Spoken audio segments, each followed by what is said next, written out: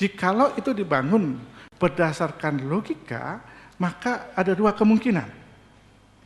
Kalau kita paksakan dengan logika, karena agama, banyak bagian daripada agama tidak bisa terselesaikan dengan kemampuan logika manusia. Banyak yang tidak bisa. Kalau kita paksakan, pasti tidak bisa.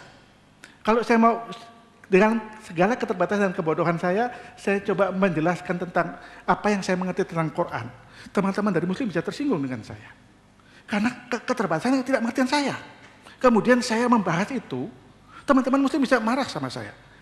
Karena saya membahas Allah yang disembah oleh orang-orang Muslim, kemudian banyak yang tidak masuk dalam logika saya. Kemudian saya pertanyakan, bisa terjadi satu, bukan lagi penghargaan tapi pelecehan. Kalau salah diungkapkan, kalau diungkapkan benar akan menjadi baik. Nah, kalau kita mau berangkat dari titik itu, saya mau percaya, kalau mau berangkat, kitab ini kita singkirkan, kita pakai Al-Quran, kita bicara. Atau sebaliknya, kita singkirkan kitab itu, kita pakai kitab ini, kita bicara ini mutlak benar. Ini mutlak apa yang diajarkan. Maka kita punya fondasi yang sama. Tapi kalau pada waktu kita membangun untuk perbandingan, maka kita harus rela terbuka bahwa ada yang tidak bisa saya komplement atau pahami secara menyeluruh, ada yang saya bisa paham sebatas kemampuan horizontal. Karena kita berbicara agama, berbicara satu yang bersifat vertikal. Di mana kevertikalan antara Allah dan manusia, kita temukan banyak lubang atau banyak ketidakmampuan kita memahami yang vertikal itu. Itu kira-kira Pak Egi, sedikit tanggapan saya. Saya kira supaya dinamis. Iya. Soal waktu Pak Moderator, ini kebenaran. Jadi saya kira harus sedikit lah, penting dinamis gitu. Ya. Begini Pak Roland, Pak Edi, saya bisa tanggapi kan saya lain agak berbeda sedikit aja. Boleh. Saya pikir kalau iman kita berubah oleh karena dialog seperti ini terlalu gampang sekali.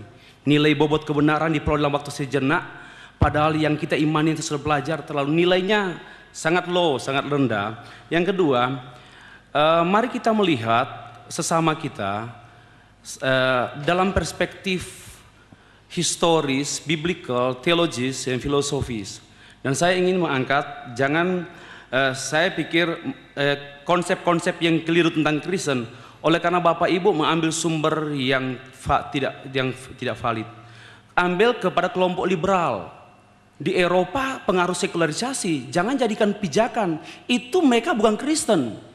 Saya lebih setuju, saya akan mengatakan begini juga. Ini tidak valid karena Bapak Ibu mengambil kerangka pikir dan isi pikiran itu bertolak dari para teolog liberal yang sesungguhnya bukan Kristen. Mereka hanya menyebut diri Kristen dan bukan Kristen.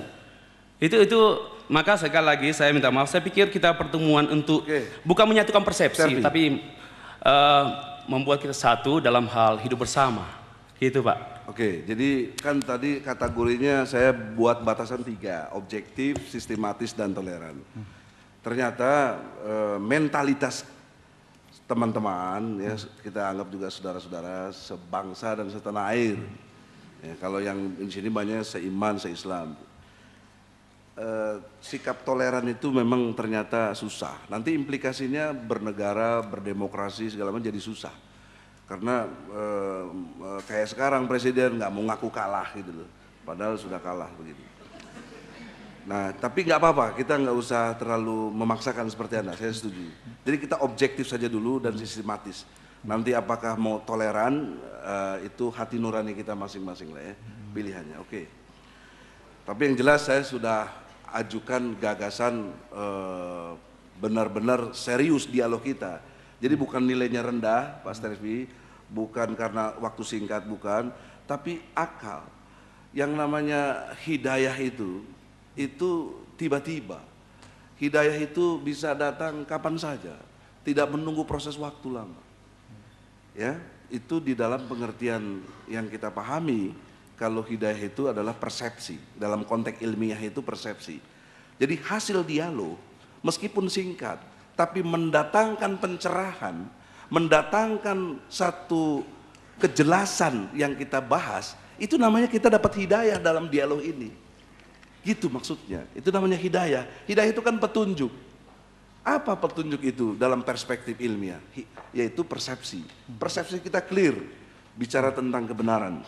Nah untuk itulah Sekarang kita fokus ya konteks kepada pembahasan agama ini. Kita nggak perlu ikutin aliran liberal, nggak perlu ikutin aliran ortodok dan lain sebagainya, Pak. Kita pakai pendekatan ilmiah, itu yang makanya saya bilang efektif, efisien. Tidak terjebak kepada aliran apapun, tapi kepada common sense, otak yang sehat, akal sehat. Nah, tawaran gagasan saya dalam konteks dialog agama ini, parameter bicara agama, saya pikir, atau nanti kalau nggak setuju boleh dibantah atau di ini kan, dua hal penting saja. Pertama, konsep Tuhannya jelas. Yang kedua, sistem ajaran dari agama itu untuk alam dan manusia. Karena agama diyakini untuk apa diyakini? Kalau nggak banyak bertentangan dengan akal, Pak. Untuk apa? Meyakini agama tapi bertentangan sama akal. Nggak mungkin.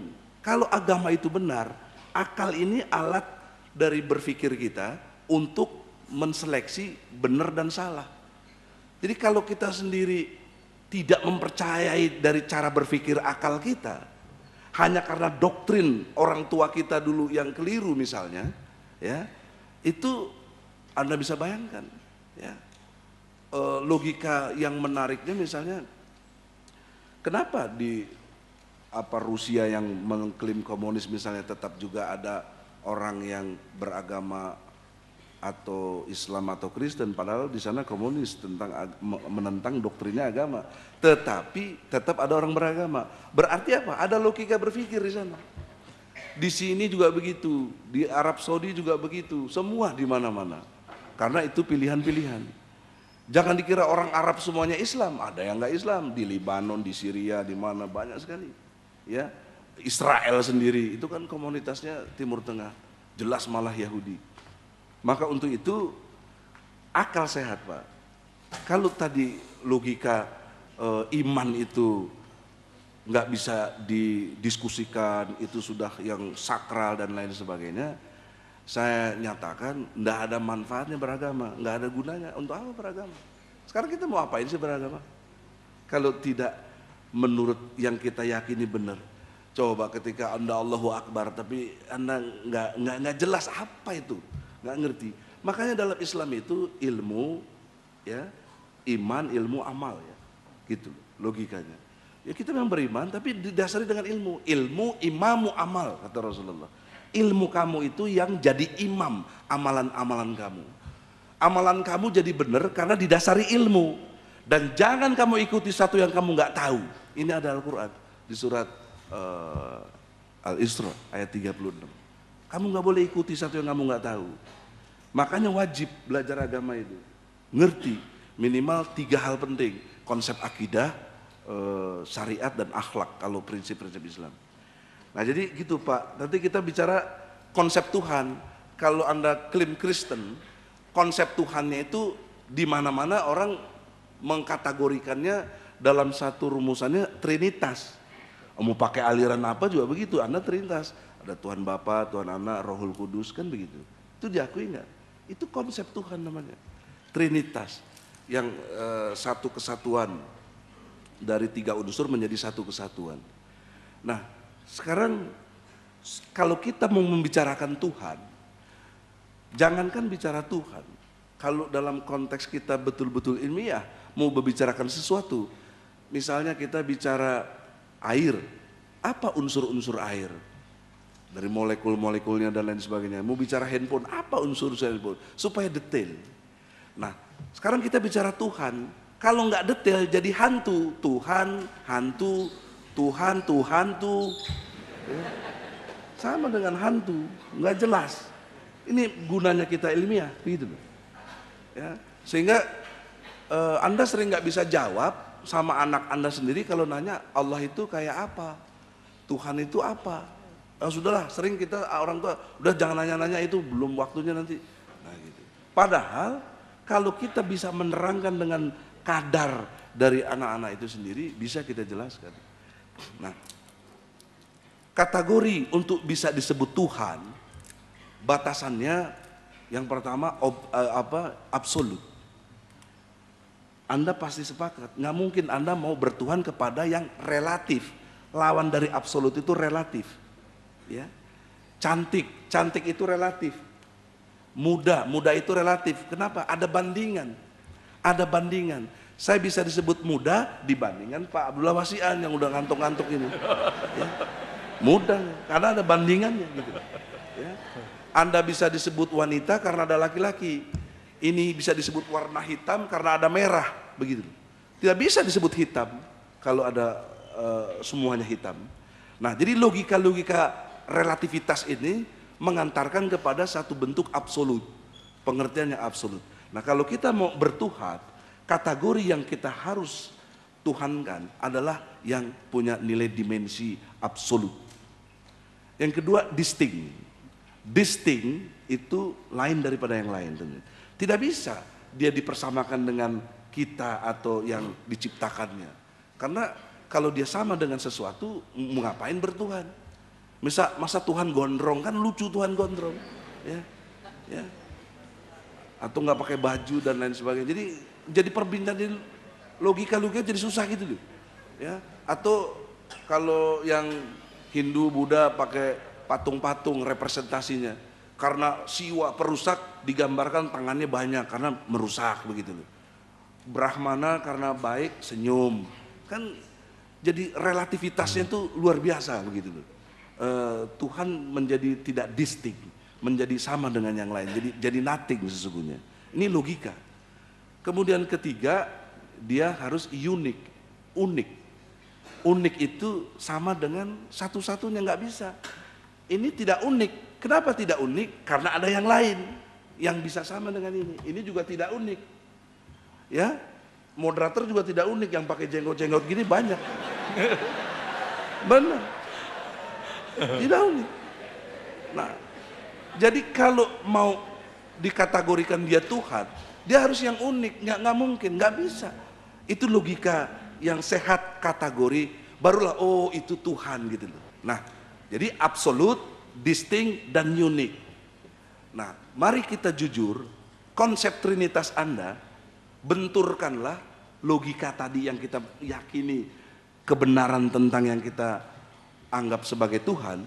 Konsep Trinitas Anda itu bisa nggak diterima secara absolut, distinct, dan unik gitu loh. Dalam kategori sebagai Tuhan. Kalau nggak bisa, untuk apa kita bertuhan kepada yang relatif seperti itu? Untuk apa coba logikanya? Nah, ini menurut sejarah, konsep Trinitas itu, yang saya pahami, mungkin saya keliru, tolong luruskan saya, itu buatan Santa Paul, Pak. Ya, di Damaskus. Memang dia hidup bersamaan dengan masanya Nabi Isa, kalau versi kita Nabi Isa, ya, atau menurut Anda Yesus Christ, ya. Tapi dia tidak pernah bertemu, ya, dalam konteks sejarah kehidupan Santa Paul. Dialah yang membuat konsep Trinitas ini, Tuhan Bapa. Kemudian diikuti oleh kaum gereja di Swiss sebelah barat. Pernah ada konsili istilahnya, Pak, ya, di Efesus juga kan begitu. Tahun 325 atau berapa, mudah-mudahan pas begitu.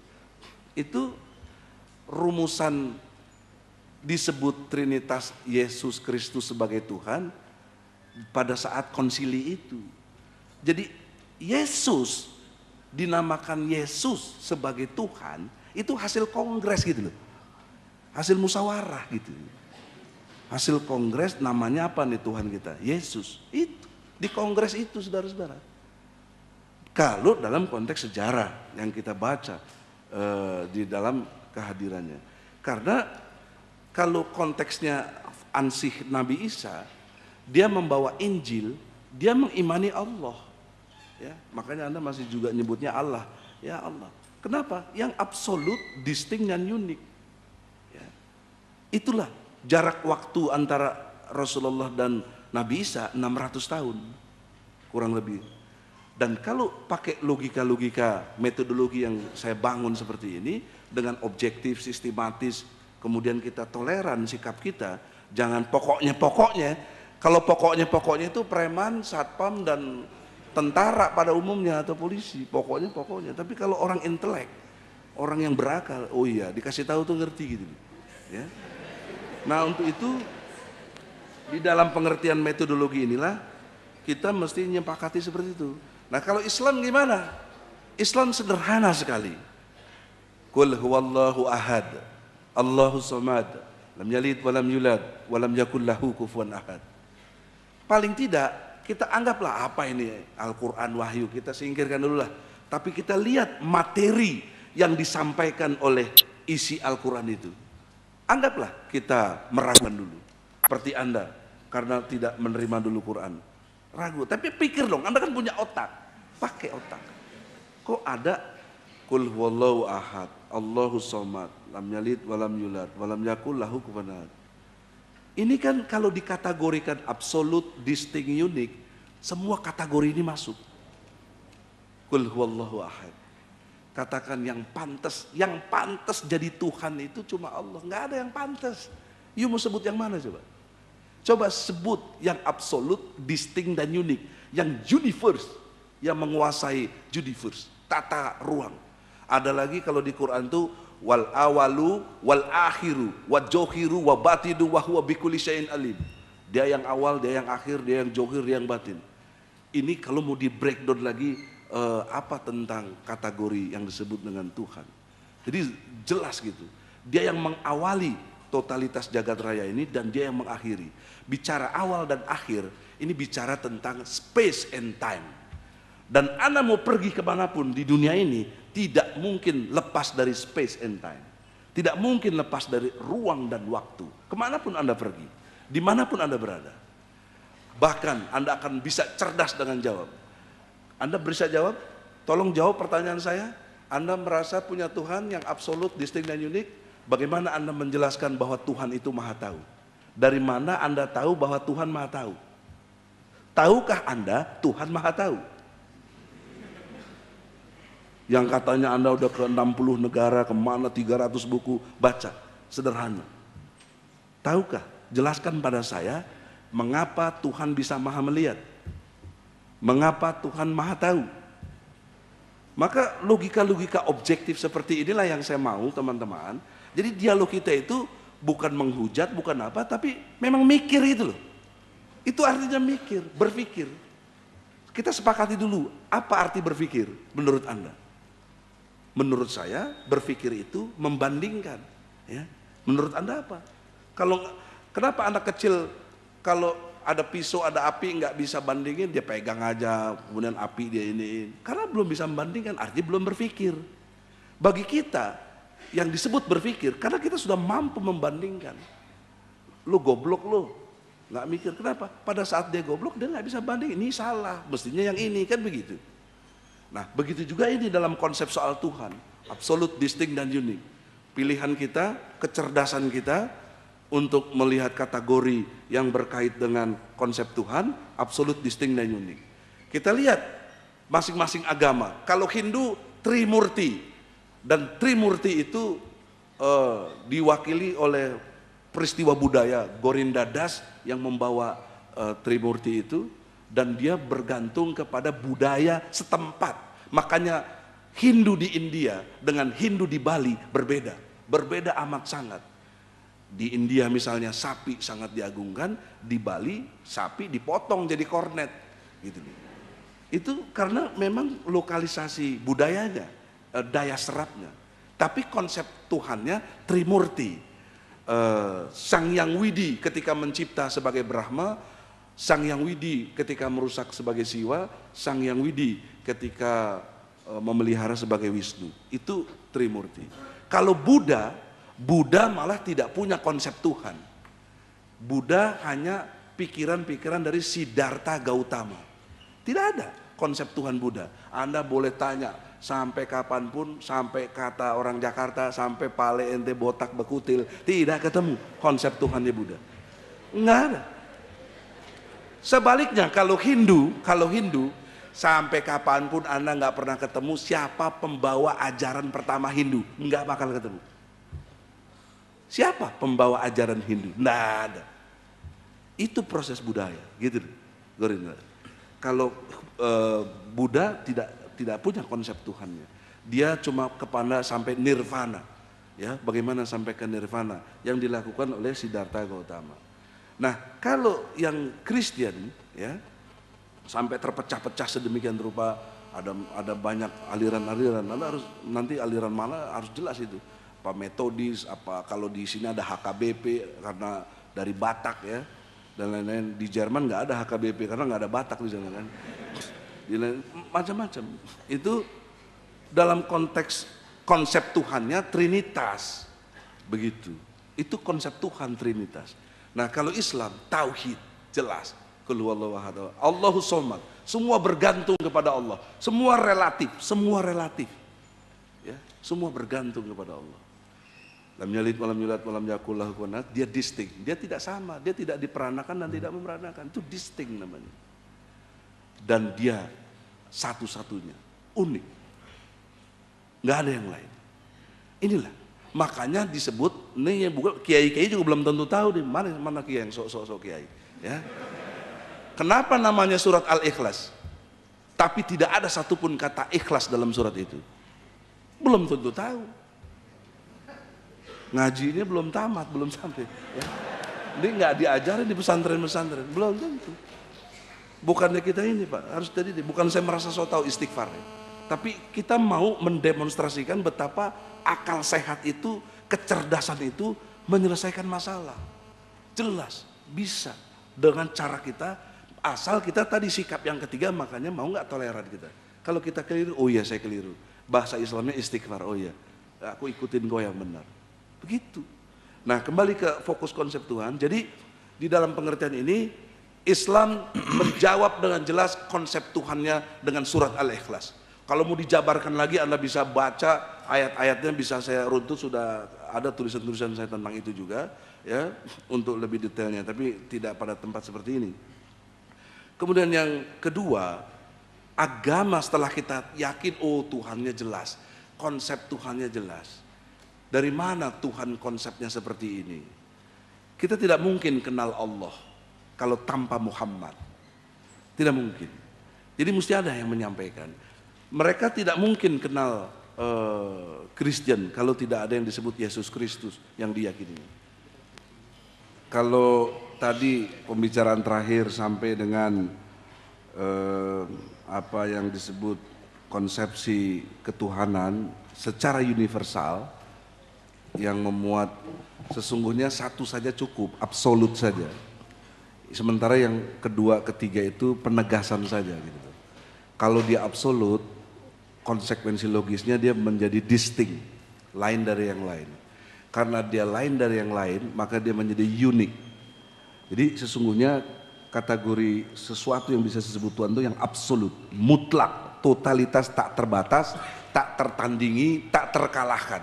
Itu muatan dari kata absolut. Yang penegasannya menjadi distinct dan unik, lain dari yang lain dan satu-satunya. Itulah yang pantas jadi Tuhan. Nah setelah itu kita breakdown ke tiap-tiap agama yang mengklaim punya konsep Tuhannya. Ya kan, itu logika sederhana, jadi objektif, di sini disebut objektif. Nah sekarang secara sistematisnya, karena masing-masing klaim agama itu mempunyai konsep Tuhan, perlulah dibandingkan dengan parameter tadi. Kita jangan seperti P4 dulu kan semua agama sama, baik, semua agama benar. Bagaimana kalau semuanya baik, semuanya benar, agama itu sendiri nggak ada yang benar, nggak ada yang baik jadinya. Karena nggak jelas, nggak ada parameternya apa. Dikatakan baik pasti karena ada yang salah atau ada yang tidak baik. Dikatakan salah karena ada yang benar. Jadi logikanya itu kepada logika akal sehat kita. Karena kalau tidak ada bandingan-bandingan seperti itu, kita tidak punya patokan. Nah itulah yang saya maksud satu konsepsi ketuhanan. Dilihatlah konsep Tuhan masing-masing. Sehingga nanti cara berpikir kita, hati nurani kita, apakah nanti mau toleran atau tidak itu udah soal pilihan. Yang jelas cara berpikir kita mesti benar. Nah sistematikanya, kalau dari sisi ajaran Islam, saya melihat tadi kepada surat Al-Ikhlas. Ya, Qul huwallahu ahad, Allahus somad, lam yalid walam yulad walam yakul lahu kufuwan ahad. Muatan absolut, distinct dan unik itu tercakup semua di dalam penjelasan yang Allah jelaskan. Nah, kondisional absolutnya bahwa Allah menunjukkan dia absolut, dia menguasai totalitas jagat raya ini yang dengan pengertian wa awalu wal akhiru wa johiru wa huwa bikulli syai'in alim. Dia yang awal, dia yang akhir, dia yang menguasai segala sesuatu dan dia mengetahui segala sesuatunya. Ya, jadi pengertian awal dan akhir berarti itu menguasai ruang dan waktu. Nah, tadi saya sudah katakan juga seluruh jagat raya, ini bumi, ada bulan, ada matahari, ada lain sebagainya itu, planet-planet, itu semuanya terikat oleh dimensi ruang dan waktu. Maka sistematika penjelasannya adalah karena dia menguasai ruang dan waktu, ya, makanya tadi saya tanyakan, secara fisika yang kita bisa pahami, dia menguasai ruang dan waktu, maka apapun di dalam ruang dan waktu itu dia ketahui. Jadi kalau tadi saya tanya kenapa Allah itu maha tahu, karena dia menguasai ruang dan waktu. Dan ruang dan waktu itulah eksistensinya. Bahkan dia bersumpah demi eksistensinya, wal asri. Nggak mungkin suatu kata sumpah kalau bukan untuk sesuatu yang lebih dihargai.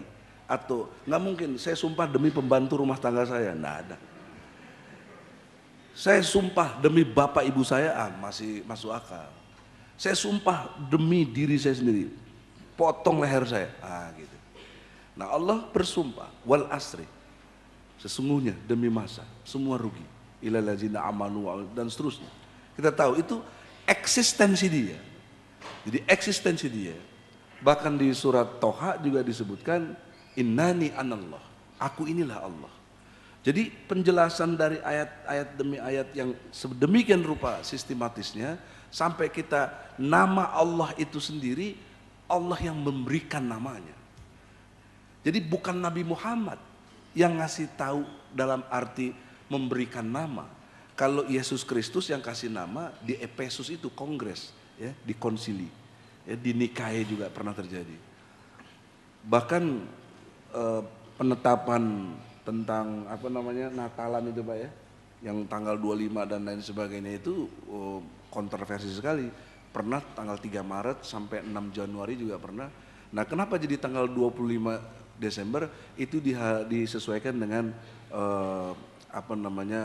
budaya yang di Eropa tentang Christmasnya itu, ya, dikaitkan ke akhir tahun begitu, lebih kepada pergantian tahunan.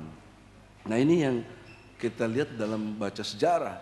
Tapi kalau konteks Allah, konsep Allah itu murni, makanya setelah konsep Tuhan yang jelas, agama itu kategori yang bisa kita ukur benar atau tidaknya, lihat dari sistem ajarannya, yang membawa ajarannya ini, dan sistem ajarannya.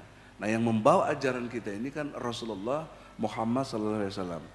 Tadi di ruang kita istirahat, saudaraku Pak Roland bertanya kenapa harus Muhammad katanya. Ya, kenapa harus Muhammad? Nah, jawaban saya, Anda boleh lihat dari sisi historis Rasulullah kita Muhammad sallallahu alaihi wasallam, dia tidak pernah mendapatkan satu sistem pendidikan. Dia ummi. Jadi tidak mungkin seorang yang ummi bisa bicara banyak hal yang dimensinya sampai dibilang majnun dia, nggak nyambung dia tuh, ya. Orang-orang Arab waktu itu yang jelebo itu nggak nyambung gitu, ya. Jelebo itu maksudnya jelek dan bau, nggak nyambung. Makanya dia dibilang majnun nih orangnya. Nah itu dia tidak mengalami itu, dia ummi.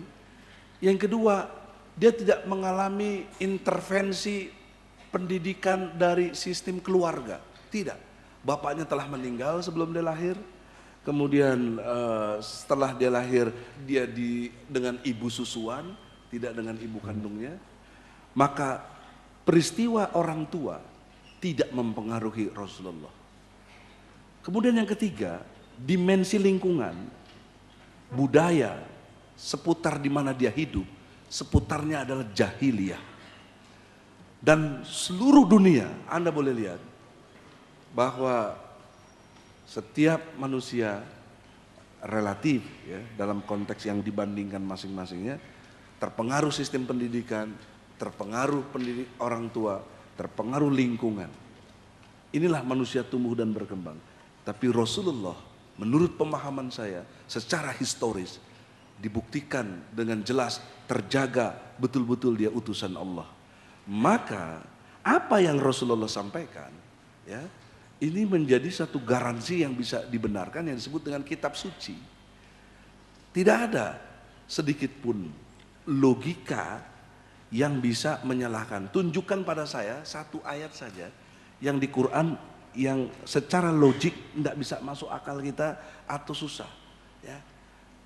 Kecuali dimensi yang gaib ya. Karena memang Allah memberikan batasan kepada cara berpikir kita yang gaib. Kita mendambakan dengan cara berpikir intelektual, aktual dan bisa dipertanggungjawabkan. Akan tetapi ada batasan intelektual, Pak. Sehingga disitulah kita main dimensi iman. Jadi kalau saya harus dalam pengertian beriman atau belief kepada Allah, itu dimensi rasionalitas kita semua itu harus diupayakan supaya kita itu mengerti kenapa kita bertuhan kepada Allah. Anda jangan kira nanti di akhirat kan ditanya, man robuka, siapa Tuhan kamu? Itu sebenarnya pertanyaan yang bukan sekedar kita jawab Allah. Anda ngerti nggak Allah itu bagaimana? Itu yang harus dimengerti oleh kita secara intelektual. Makanya itu belajar itu menjadi wajib. Pertamanya pun disebut Iqra kita oleh Al-Quran untuk baca. Jadi dalam dimensi ketauhidan yang ada, Rasulullah itu sangat memegang peranan penting untuk kita bisa mengenal kepada Allah. Dan hadirnya Rasulullah itu sendiri sebuah kemurnian dari utusan Allah. Tidak ada pengaruh-pengaruh lingkungan, orang tua, budaya, sekolahan dan lain sebagainya. Dia betul-betul Rasulullah yang dimuliakan oleh Allah. Sehingga kita beriman kepada Rasul itu menjadi masuk akal, menjadi masuk pemikiran kita yang sangat bisa dibenarkan secara logika. Maka untuk itu saudara-saudara, jabaran yang berikutnya karena kita sudah jelas yang membawa ajaran Islam adalah jelas Rasulullah. Lalu kalau ditanya berislam itu kayak apa? Ya seperti Rasulullah. Makanya ada disebut hadis ya. Apa diamnya, tindakannya, bicaranya Nabi itu disebut hadis kabar yang ada tentang Rasulullah. Nah maka di dalam konteks itu sistem kehidupan kalau saya breakdown dalam konteks totalitas alam semesta, dalam konteks kenegaraan atau antar bangsa, dalam konteks masyarakat, dalam konteks keluarga, dalam konteks individu, dan dalam konteks setelah kehidupan kita. Nah, muatan ajaran agama, karena dia menjadi way of life, dia menjadi pandangan hidup, dia menjadi tuntunan hidup kita supaya benar. Nah, Islam, kata asalnya assalam, yang artinya selamat. Jadi sesungguhnya substansi dari Islam, kamu kalau mau selamat dalam hidup ini loh why-nya, ini jalannya. Kamu mau jalan yang selamat nggak? Ini namanya Islam. Ini. Jadi juru selamat yang sesungguhnya itu Islam gitu. Kalau kita pakai istilah juru selamat. Karena arti Islam itu sendiri selamat. Ya. Nah, logika berikutnya, kalau kamu mau selamat, kamu harus tunduk patuh kepada Allah. Maka itulah disebut suratnya Al-Ikhlas. Kalau kamu ukuran ikhlas itu adalah menurut hemat saya ada 3. Pertama, mau dan rela diatur oleh Allah. Baru kamu disebut ikhlas. Qul huwallahu ahad. Kamu ikhlas, kamu mau dan rela diatur oleh Allah dan Rasulnya. Yang kedua, kamu siap nanggung resiko. Sebab dalam Islam banyak resikonya. Sampai jihad, pergi haji dan lain sebagainya, berkorban itu semuanya resiko-resiko yang ditanggung. Ya. Kemudian yang ketiga, istiqomah. Jadi orang-orang yang ikhlas pasti dia istiqomah. Teguh pendirian. Dan orang istiqomah pasti berani, optimis, dan mutmainah. Jiwanya tenang. Itulah orang-orang yang istiqomah. Bukan ikatan suami takut istri di rumah. Itu istiqomah juga ya. Banyak juga yang istiqomah di sini kan. Ya. Tapi istiqomah yang saya maksud adalah konsisten.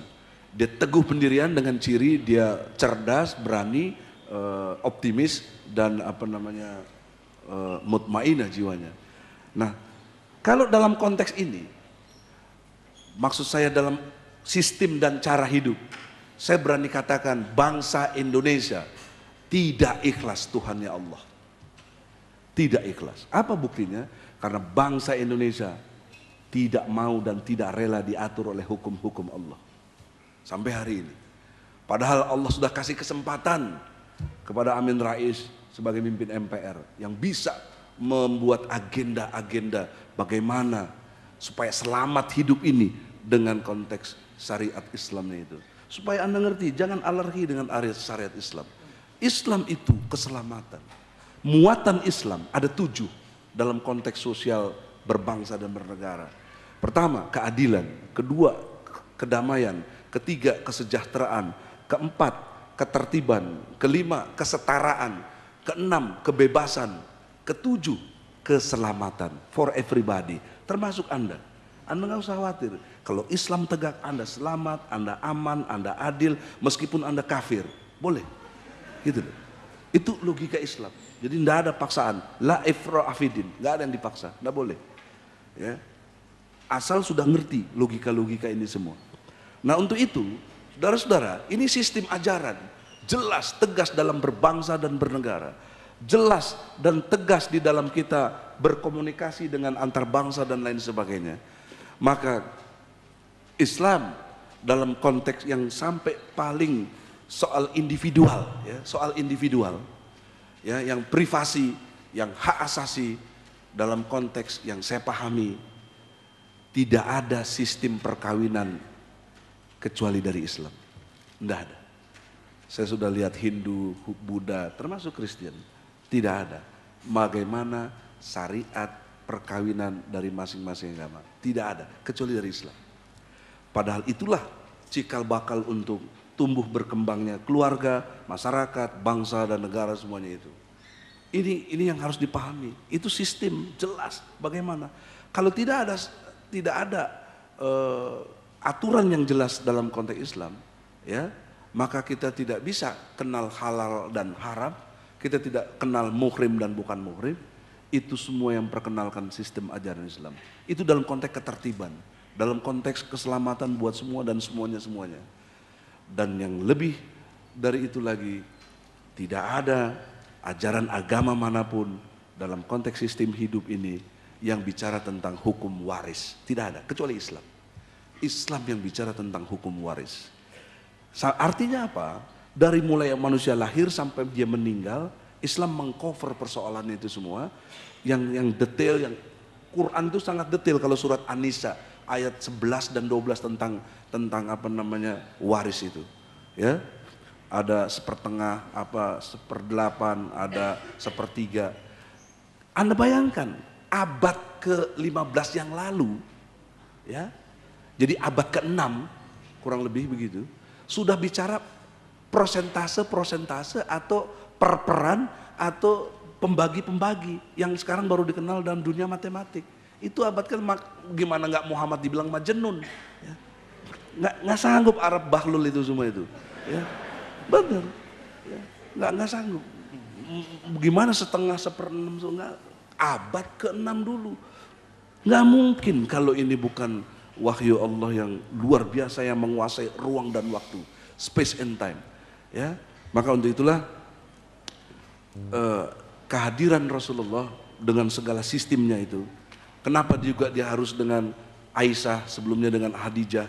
Ada maksud-maksud semuanya, ada sistem penjelasnya, ya. Sebab kalau langsung Khadijah nggak ada nanti hadis tentang main segala macam. Itu yang punya Aisyah gitu. Jadi harus dimengerti. Tapi kadang-kadang kalau wanita udah bicara suami boleh nikah 2, 3, 4 pada cemburu semuanya, nggak suka, ya. Itu tauhidnya belum ikhlas. Kalau ikhlas, ya, itu ajaran Allah, Quran boleh. Gitu. Jadi jangan dimasalahkan. Itu yang mendasar. Nah kaitannya dengan bangsa kita, saya berani tuding kita tidak ikhlas karena hukum-hukum Allah tidak dipraktikkan. Inilah makanya tugasnya. Nah saya buat konsep Islam fungsional, itu konsep saya.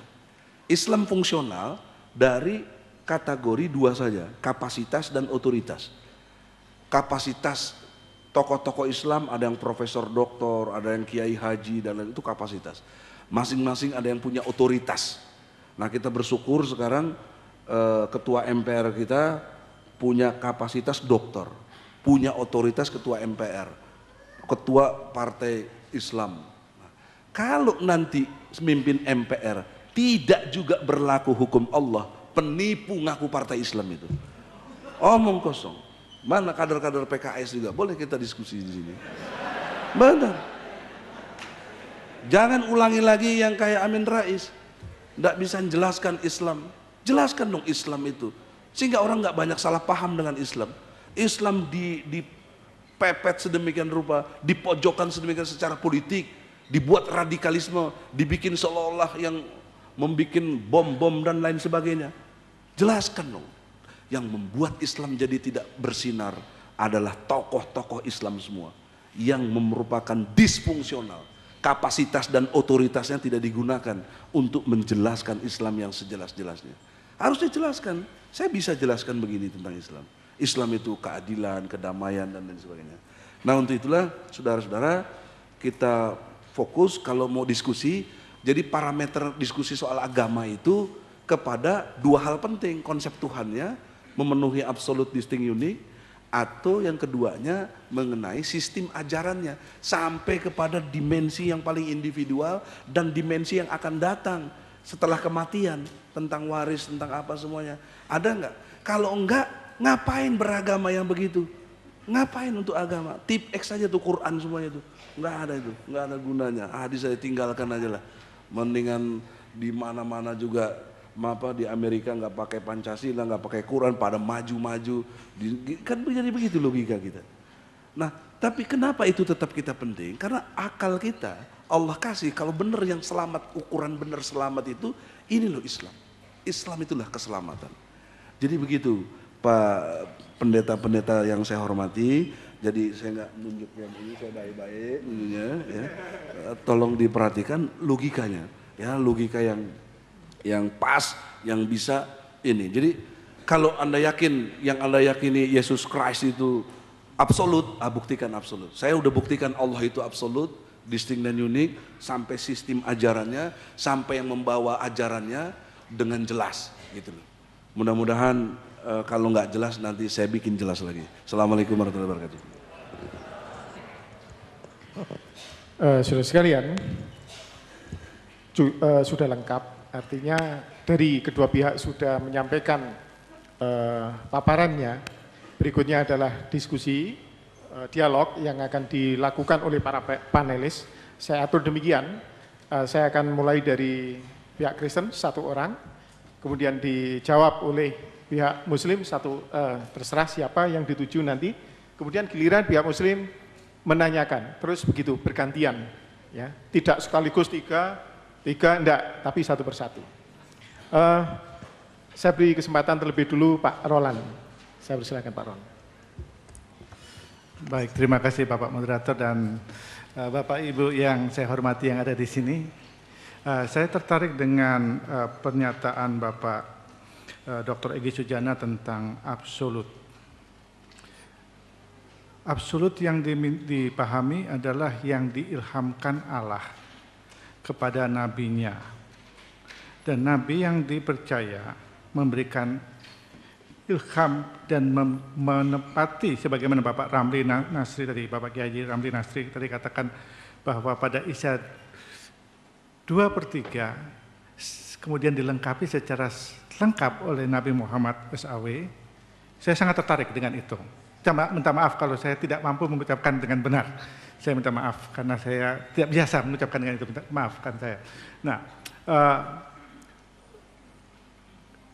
kemudian dalam pemahaman kami, Nabi yang menulis tentang Yesus sebagai Allah, sebagai Tuhan, itu lebih dari 40 Nabi telah berbicara secara jelas kepada pribadi ini. Kemudian tergenapi menurut iman kami pada diri Nabi ini. Sehingga di dalam apa yang dinubuatkan, yang digambarkan dari permulaan dari kitab yang kita percaya, kitab Kejadian, sampai kepada kegenapan yang dilakukan oleh Yesus yang kita percaya sebagai Allah, sebagai Kristus, itu tergenapi semuanya. Dan dalam tanda kutip, para nabi yang menulis, minta maaf kalau boleh saya sampaikan, bahwa para nabi itu menulis dalam garis sejarah dan pemahaman yang clear di dalam garis sejarah yang cukup panjang, lebih dari 2000 tahun dalam garis sejarah itu. Dan terbukti dalam garis sejarah itu, dalam apa yang disampaikan para nabi itu terjawab, terungkap, tergenapi. Nah, itu yang membuat kami melihat bahwa Kristus itu absolut mutlak Allah yang tergenapi. Sisi yang kedua, dia datang dari Allah yang menyatakan dirinya sebagai anak Allah yang datang dari Allah. Nah, ada perbedaan yang mungkin cukup sulit bagi kami mengerti. Kalau boleh Pak Egy Sujana, tolong saya supaya saya bisa siapa tahu ikut Pak Egy sebagaimana permintaan Pak Egy. Mudah-mudahan saya pikir dulu, kira-kira Pak ya. Tetapi saya sangat menghormati Nabi Muhammad. Saya mempelajari hanya sepintas dari beberapa buku. Beliau tidak bisa menulis kalau tidak salah. Ya.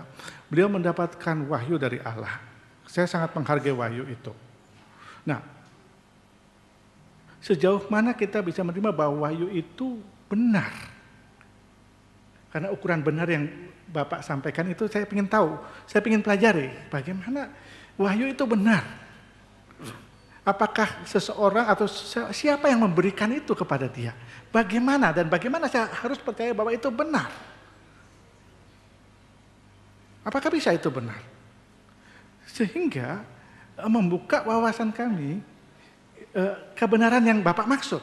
Sementara kami dalam garis sejarah itu membuktikan bukan satu orang yang berbicara, tetapi lebih dari 40 orang yang berbicara dan membuktikan bahwa itu benar dari bukti sejarah.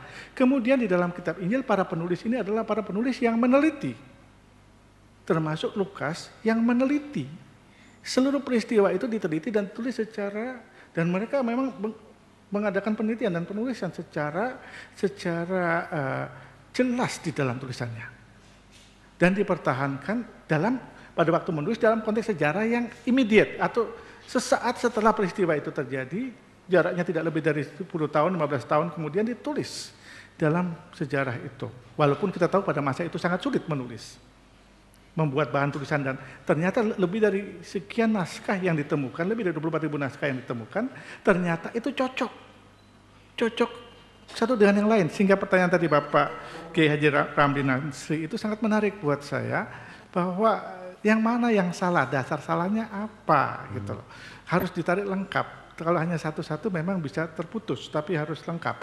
Nah, itu garis yang saya kira sudah diperdebatkan cukup lama, lebih dari 40 tahun, kurang lebih dari 40 tahun lah yang tertulis, diperdebatkan. Nah, hal ini untuk membuka wawasan kami, mengapa kami harus percaya. Tadi pertanyaan saya kepada Pak Egy, mengapa harus Nabi Muhammad? Untuk pelengkap, karena pernyataan Bapak. Yang kedua, mengapa?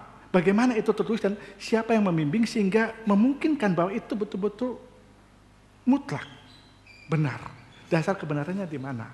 Nah, itu membuat kami bisa mengerti, memahami pemahaman Bapak Ibu. Sehingga logika yang absolut yang kami mengerti dari sisi kami, kemungkinan kami bisa percaya dan menjadi absolut juga menjadi milik kami. Siapa tahu. Mudah-mudahan kan kalau penjelasan ini memungkinkan secara logika kita bisa terima. Saya kira itu yang boleh saya sampaikan. Terima kasih. Terima kasih. Pertanyaan ini memungkinkan untuk dijawab beberapa orang karena tidak dikhususkan satu orang. Artinya juga konteks pembicaraannya bisa mengena kepada ketiga-tiganya. Saya persilakan, Pak Egy. Pertanyaannya relatif susah juga ya. Gimana benar membuat kita yakin benarnya wahyu itu. Jadi itu benar-benar wahyu. Saya tidak mau sifat normatif ya, tapi saya mau pakai logika. Supaya nanti untuk mengatakan benar atau enggak kan memang logika kita kan. Bukan si normatif itu. Namun dasarnya harus dari wahyu itu sendiri. Jadi gini Pak Roland yang saya hormati, kita definisikan dulu apa itu benar. What's the meaning? Is truth. Apa itu? Kebenaran itu apa? Benar menurut saya, menurut logika dan saya definisikan, ya, adalah persesuaian antara pernyataan dan kenyataan. Itu bisa disebut benar. Anda sepakat nggak kalau begitu? Benar adalah persesuaian atau kecocokan atau keserasian antara kita menyatakan sesuatu dan kenyataannya. Jadi teori korespondensi of theory, ya.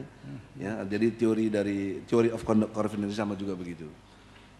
Kalau Anda sepakat dan itu memang logika kita menyatakan pernyataan saya ini botol, ya memang inilah botol. Ini Al-Quran, ini Al-Quran, the correspondence gitu, tergantung apanya. Anda Roland. Ya. Benar nggak? Betul. Betul. Begini, kalau sampai situ dulu, jelas. Ya, baik. Terima kasih. Itu benar gitu loh.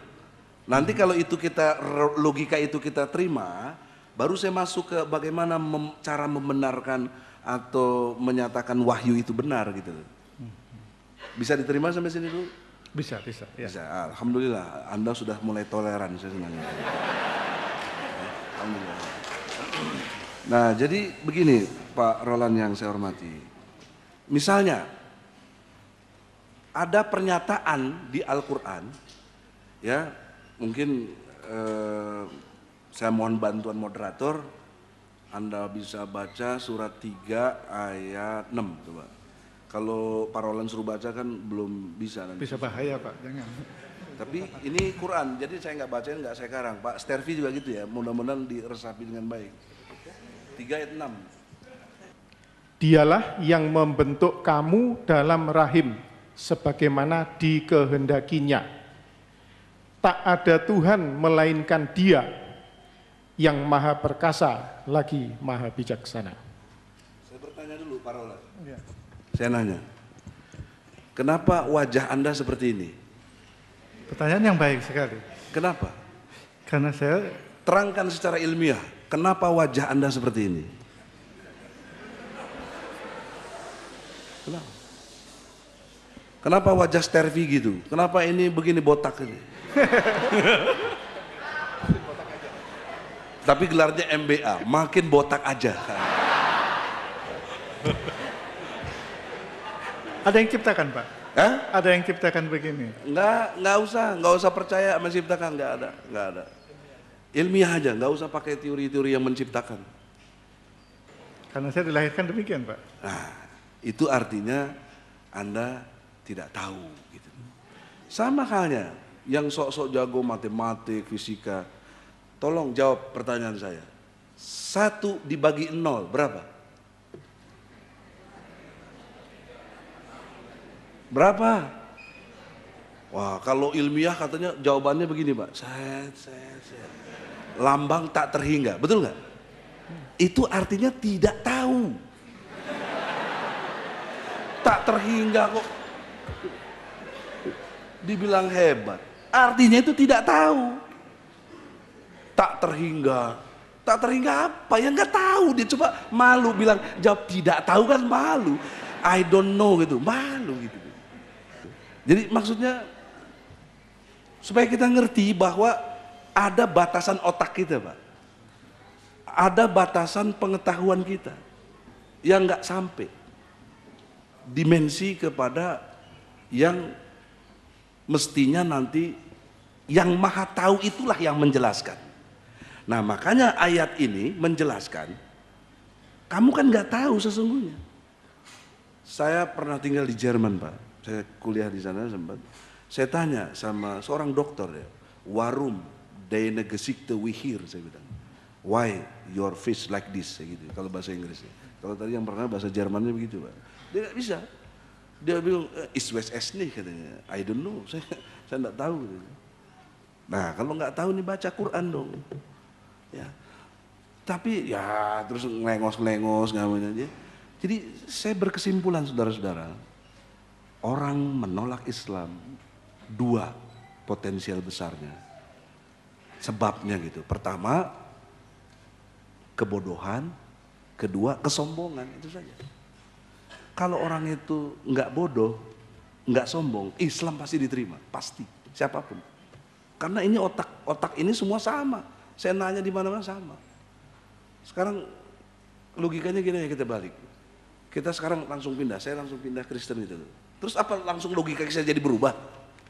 Memahami common sense tadi? Kan enggak. Tetap aja kalau ditanya 1 tambah 1 ya 2. Mentang-mentang kita Islam terus jadi 4, nggak bisa dong. Kan begitu. Begitu juga Anda. Jadi, nah sekarang Allah lebih breakdown lagi. Kan Allah klaim ya. Allah mengklaim, akulah yang menciptakanmu sebagaimana aku kehendaki di dalam rahim. Itu kata Allah. Sekarang Anda buka lagi surat Al-Mu'minun ya. Ayatnya 12 sampai 14. Supaya sistematika kita itu dapat statement dari Quran, kan kita udah sepakat, kebenaran adalah persesuaian antara pernyataan dan kenyataan. Nah sekarang Allah klaim dalam pernyataannya, aku yang hendaki kamu, wajah-wajah kamu. Jadi kamu kalau ngaca, kebetulan kurang cantik, jangan terus mengeluh, jangan. Justru karena Anda ada, jadi ada yang cantik gitu loh. Begitu hikmahnya gitu loh. Sebab kalau Anda, aduh gue jelek, yang sok ganteng atau cantik juga jangan sombong. Karena ada yang jelek, karena ada Anda. Kalau semuanya cantik, nggak ada cantik itu sendiri, nggak ada. Kalau semuanya jelek, jelek itu sendiri nggak ada. Itulah yang disebut. Nah makanya bagaimana Allah menjelaskan klaimnya bahwa dia yang menciptakan dalam rahim itu. Dan sesungguhnya kami telah menciptakan manusia dari suatu saripati dari tanah. Kemudian kami jadikan saripati itu air mani yang disimpan dalam tempat yang kokoh, rahim. Kemudian air mani itu kami jadikan segumpal darah. Lalu segumpal darah itu kami jadikan segumpal daging, dan segumpal daging itu kami jadikan tulang belulang, lalu tulang belulang itu kami bungkus dengan daging, kemudian kami jadikan dia makhluk yang berbentuk lain. Maka maha sucilah Allah, pencipta yang paling baik. Kemudian sesudah itu, sesungguhnya kamu sekalian benar-benar akan mati. Jawab pertanyaan saya, siapa yang bisa bantah pernyataan Al-Quran ini? Baik secara sains, mau pakai ilmu apa aja, dan fakta-fakta yang ada. Apakah ada yang bertentangan dengan fakta-fakta statement Quran tadi itu? Nggak apa-apa, Pak Roland kalau mau bantah, nggak bener Quran tuh omongan Muhammad ngarang-ngarang aja. Kapan Muhammad pernah kuliah fakultas kedokteran? Bisa bicara sperma, ovum, segumpal darah, daging, air mani gitu loh, dan lain sebagainya. Yang dulu itu kita tahu persis kedokteran itu baru maju abad ke-17 mau ke-18, baru bicara soal kedokteran. Ini abad ke-6 informasi ini nih. Gimana nggak dibilang majnun itu Muhammad itu? Nggak ada yang punya gelar dokter itu. Jadi logika kebenaran, kalau Anda nanya apa sih bukti benarnya wahyu?